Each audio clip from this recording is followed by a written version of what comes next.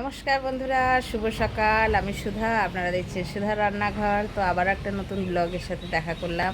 এই যে পিছনে দেখুন মা পুষিটা বসে আছে কিরকম, এই যে হই হই, কি করছিস? কত সুন্দরভাবে টুক করে বসে রয়েছে। এই যে কি করছিস? হ্যাঁ, কিরে? তো অনেকটা বেলা হয়ে গেছে আজকে ব্লগটা চালু করতে করতে, তো একটু বেলা করেই চালু করলাম। তো দেখবেন আজকে আমি একটা ধামাকাদার জিনিস করতে চলেছি, দেখতে থাকুন। গাছগাছালিগুলো আমার কত সুন্দরভাবে বড় হচ্ছে দেখুন। এই গাছটা দেখতে দেখতে কত বড় হয়ে গেছে। এই যে, আর এই যে এরকম চারিদিকে সবুজ হয়ে থাকবে আমার বাড়িতে, আমার খুব ভালো লাগে। চলুন, অনেক তো বেলা হলো, এবার রান্না বান্না করবো। এই যে মাউপুষি বসে আছে। কিরে মাউপুষু, কি করছিস? হ্যাঁ, বসে রয়েছে। চলুন, অনেক বেলা হয়ে গেছে, রোদ উঠেছে, আজকে আমাদের কাজ বন্ধ আছে।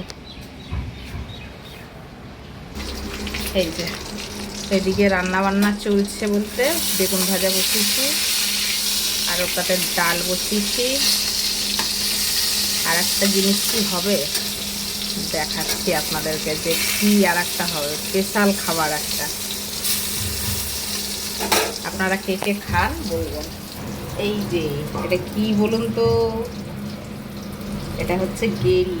লবণ দিয়ে গেরিটাকে ভালো করে রেখেছি।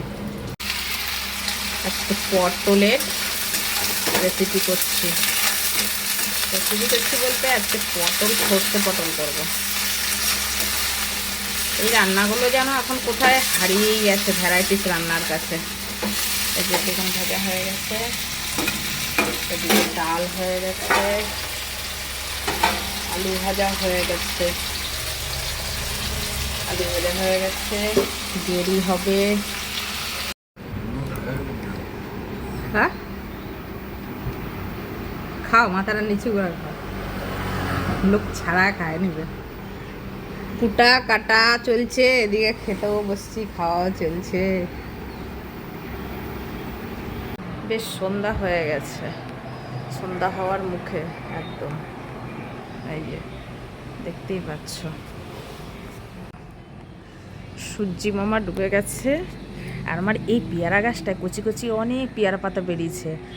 তার কারণও আছে, আমি ওইখানে হাঁড়িতে সবজির সমস্ত চোকলা ভিজিয়ে রাখি, সার হয়ে যায়, দিয়ে এর মধ্যে দিয়ে দিই। এই গাছটাতেও দেখো কত সুন্দর পাতা বেরিয়েছে, কচি কচি, অনেক বড় হয়ে গেছে গাছটা। এই সন্ধ্যাবেলা একটু চিকেন পকোড়া করছি, খেলে এসে খাবে ছেলে। জীবনের কিছু মুহূর্ত আসে যে সবার সাথে ভাগ করে নিতে হয়, আর আমি সন্ধ্যাবেলায় ভাগ করে নিচ্ছি তোমাদের সাথে চিকেন পকোড়া। এই যে ছেলের আবদার, ছোট ছেলে একটু চিকেন পকোড়া খাবো। তো বাড়িতে তো চিকেন সব সময়ই থাকে, হয় দোকানে নয় ঘরে আনা হয়েই থাকে। সন্ধ্যাবেলায় এখন চিকেন পকোড়া করছি, এই চিকেন পকোড়া খাবে।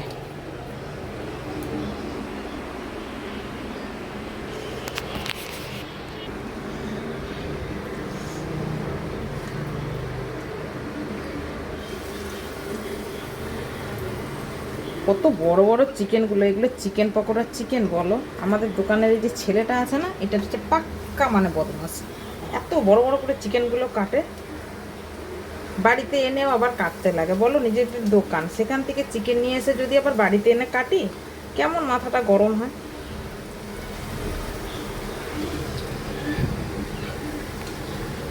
এইটা